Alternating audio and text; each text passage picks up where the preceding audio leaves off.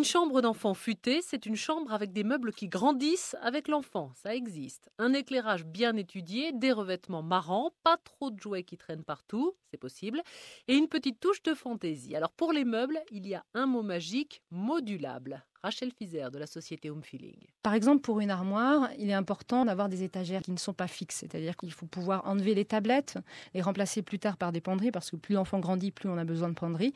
Et souvent, en plus, l'enfant commence à s'habiller seul, donc il faut aussi adapter les rangements en fonction de ses besoins. Pour le rangement, les cubes sont très pratiques. Ça peut être 2 cubes ou 3 cubes réunis. On les met dans les sens qu'on veut. On peut y ajouter des caissons de couleurs. Donc après, plus tard, on peut enlever des caissons pour laisser juste des étagères.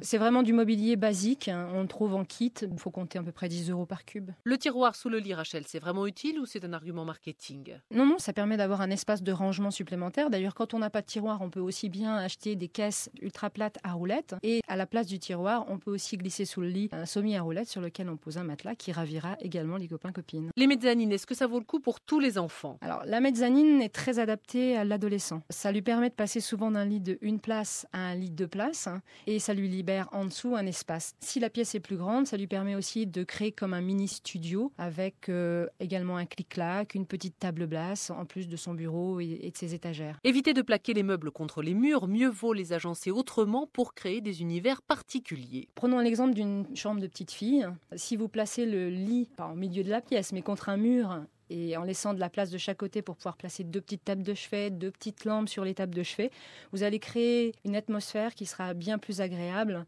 qu'avec le lit dans l'angle, tous les meubles poussés sur les murs. Autour du lit, choisissez une lumière douce. Pour le bureau, l'éclairage doit être franc et provenir de plusieurs sources. Le lustre pour une lumière générale et une lampe de bureau spécifique pour un éclairage direct. Mais attention, évitez les halogènes qui dégagent eux aussi trop de chaleur. Un petit truc à savoir pour l'éclairage du bureau. Si l'enfant est droitier, il vaut mieux placer la lampe à gauche. Si l'enfant est gaucher, il vaut mieux placer sa lampe à droite pour éviter les zones d'ombre lorsqu'il écrit. Les rideaux aussi permettent de créer des atmosphères. Pour les filles, on mise sur l'organza ou le voilage de couleurs vives. Pour les garçons, des stores ou des panneaux japonais donnent un aspect plus masculin. Cela dit, on n'est pas dans un salon sérieux, on s'amuse aussi beaucoup dans une chambre d'enfant.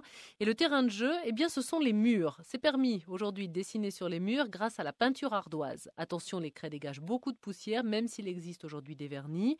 Sinon, le mur peut aussi se transformer en tableau magnétique géant grâce à la peinture magnétique. Alors, c'est une simple peinture, donc il faut l'appliquer en plusieurs couches sur un mur propre et non poreux. Sur cette peinture magnétique, on peut également poser de la peinture, on peut également poser du papier peint. Le mur magnétique peut servir dans une chambre d'enfant, mais aussi énormément dans une chambre d'adolescent. Ça permet de garder un mur propre. Pour les jouets, le coffre à jouets doit être réservé aux grosses pièces. Il ne faut pas que le coffre à jouets devienne le fourre-tout. Pour tout ce qui est petites choses, il vaut mieux les ranger dans des petites boîtes en carton, en plastique ou même dans des choses qu'on peut accrocher au mur, comme un vide-poche. Plus l'enfant grandit, plus on trie les jouets. La récup, le recyclage, ça ne se fait pas trop en France, contrairement au Québec où de multiples associations réparent les jouets abîmés. En France, il y a les vides-greniers, les organisations caritatives et puis un site internet sympa pour le troc, www.recup.net. Vous trouverez plein d'offres qui proposent de donner des tables de ping-pong, des circuits électriques ou des ours en peluche qu'il faut parfois recoudre. C'est d'ailleurs mentionné dans les annonces qui sont plutôt marrantes.